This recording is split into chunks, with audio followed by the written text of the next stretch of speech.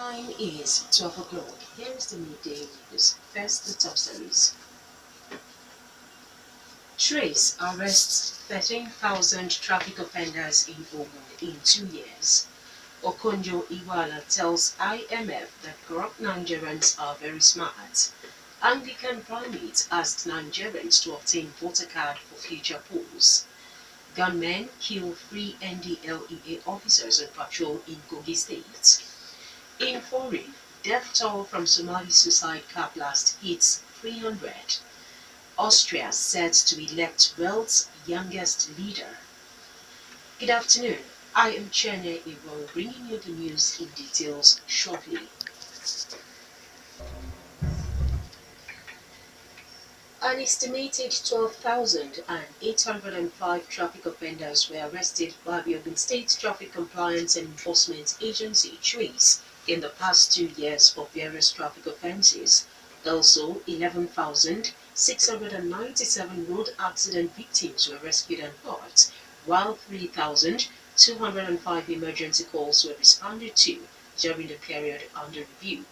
The TRACE commandant, Chienye made this known while receiving members of the Ogun State House of Assembly Transportation Committee who were assessing the implementation of the 2017 budget by the agency.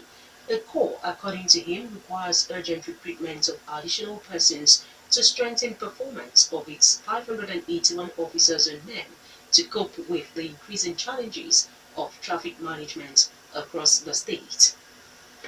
Police have launched a manhunt for members of an armed gang who escaped after a shootout with a police team at J4 axis of the Shagam-Ore Expressway. They escaped after hours of gun battle with a police team deployed from the Ogbere Police Division to rescue the passengers that members of the gang were robbing on the expressway. 2 members of the robbery gang were shot dead by the police team. One of them was arrested, while others escaped with gunshot injuries.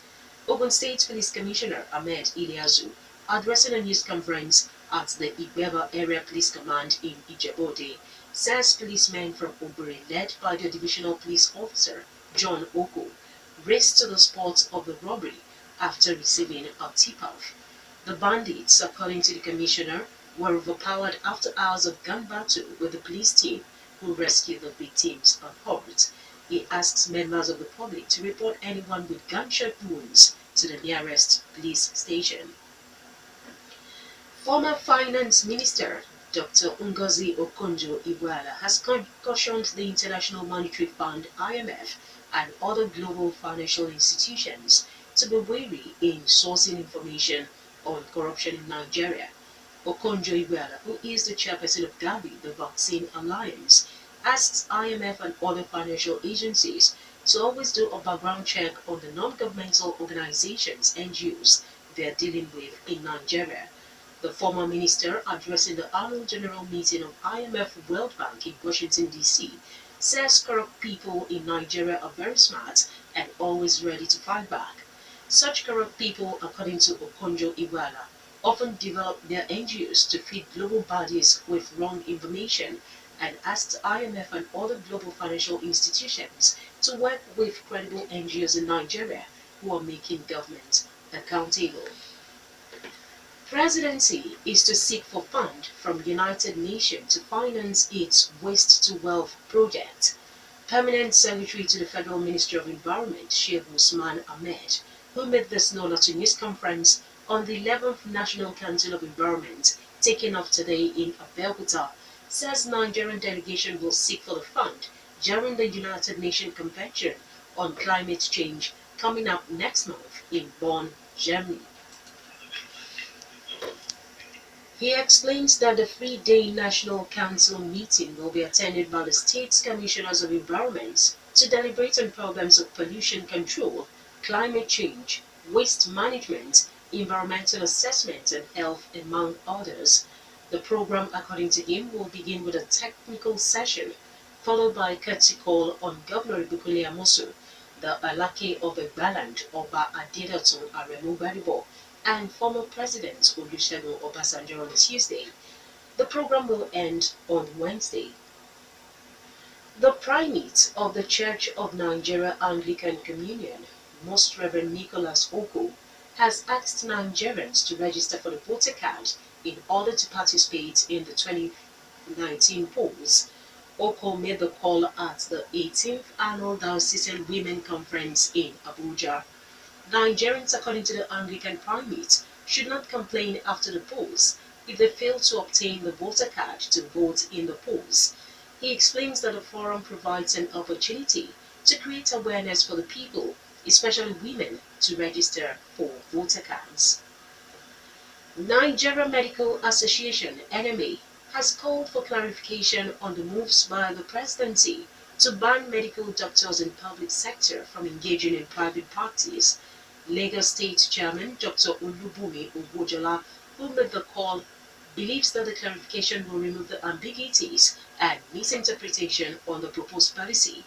Last week, Health Minister Professor Isaac Adewale, at the end of the weekly meeting of Federal Executive Council, says the council is considering banning doctors in public hospitals from private practice. The NMA chairman admits that the law did not permit doctors in public hospitals to work in private hospitals, but says they could offer specialist service to private hospitals. Worldwide, the NMA chairman explains that specialist doctors could be invited to a public or private hospital to help in sorting out medical issues. Owojola asked the Federal Ministry of Health to clarify whether specialist doctors cannot be invited by private hospitals in case of emergency, or the private hospitals requiring the attention of a specialist doctor must move the patients to public hospitals. Gunmen have shot dead 3 personnel of the Nigerian Drug Law Enforcement Agency (NDLEA) while on a patrol in Kogi State. The state commandant of NDLEA, Idris Bello, addressing newsmen in Lokoja, named the late officers who died on Friday night attack as Peter Ebun, Onwuka Nicholas, and Abdurrahman Musa. The commandant says the gunmen opened gunfire on them in Okene, close to the Federal College of Education, while on patrol along the Okene-Auchi Highway, and carted away the rifles. Other 3 officers in the patrol, according to him, escaped unhurt. He says that NDLEA officers and policemen are now trailing the gunmen. Managing Director of Ogba Zoo and Nature Park in Benin City, Andy Ehanire, has regained his freedom after 21 days in the custody of kidnappers. Ehanire was abducted at the park by gunmen who also killed 3 police guards. Spokesman of the Edo State Police Command, Moses Nkombe, confirms the release of the park manager. He explains that Ehanire was released on Saturday night near Warri in the neighboring Delta State. The police spokesman says no ransom was paid to secure his release. You are still listening to the Midday News on Rock City 101.9 FM. Up next, we bring you foreign, business and sports news. Please do stay with us. Now in foreign, death toll has risen to 300 from a massive bomb attack in a busy area of the Somali capital Mogadishu on Saturday. At least 300 others were wounded when a lorry packed with explosives was detonated near the entrance of a hotel. Reports quote Ahmed Ali, a nurse working at a local hospital, as saying that 160 bodies couldn't be recognized, so they were buried by the government yesterday. He says the others were buried by their relatives. It is the deadliest terror attack in Somalia since militant Islamist Al-Shabaab group launched its insurgency in 2007. President Mohamed Abdullahi Farmajo Mohamed blamed the attack on them, calling it a heinous act. The director of the city's ambulance service, Abdi Kadri Abdurrahman, confirmed 300 people died in the blast, and the death toll will still be higher because some people are still missing. U.S. Secretary of State Rex Tillerson has insisted President Donald Trump wants to resolve the confrontation with North Korea through diplomacy. The diplomacy will continue until the first bomb drops, he told CNN.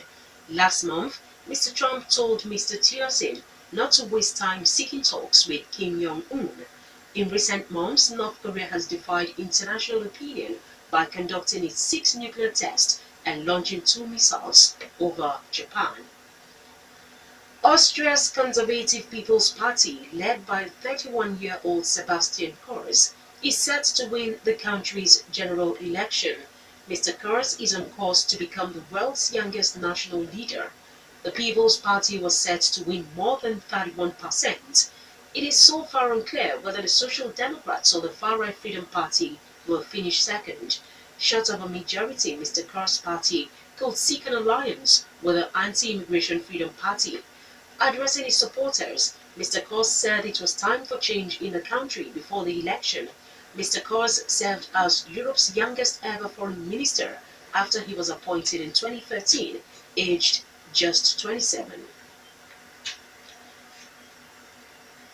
Now in business, former President Olusegun Obasanjo has asked Nigerians to pay taxes to facilitate the development of the economy. Obasanjo, however, says a responsible government must judicially spend the tax collected from the citizens.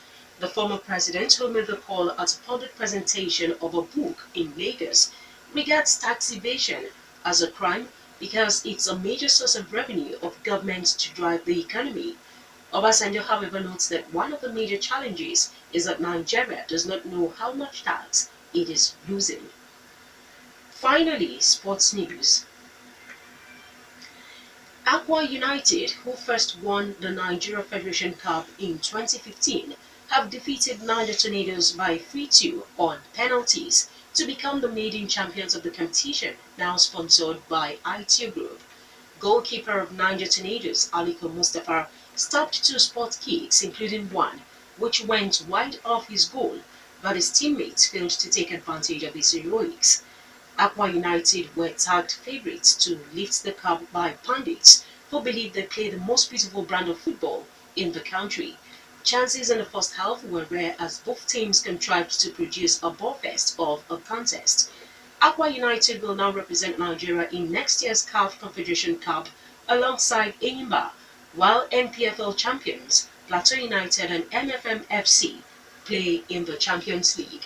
The win also gave Akwa United the 25 million naira prize money, while Niger Tornadoes got the 10 million naira meant for the silver medalists. That was the midday news, and just before we go, the major stories once again. Trace arrested 13,000 traffic offenders in Ogun in 2 years. Okonjo-Iweala told IMF that corrupt Nigerians are very smart. Anglican primate asked Nigerians to obtain the voter card for future polls. Gunmen killed 3 NDLEA officers on patrol in Kogi State. While in foreign, we also reported that death toll from Somali suicide car blast hit 300. And Austria set to elect the world's youngest leader.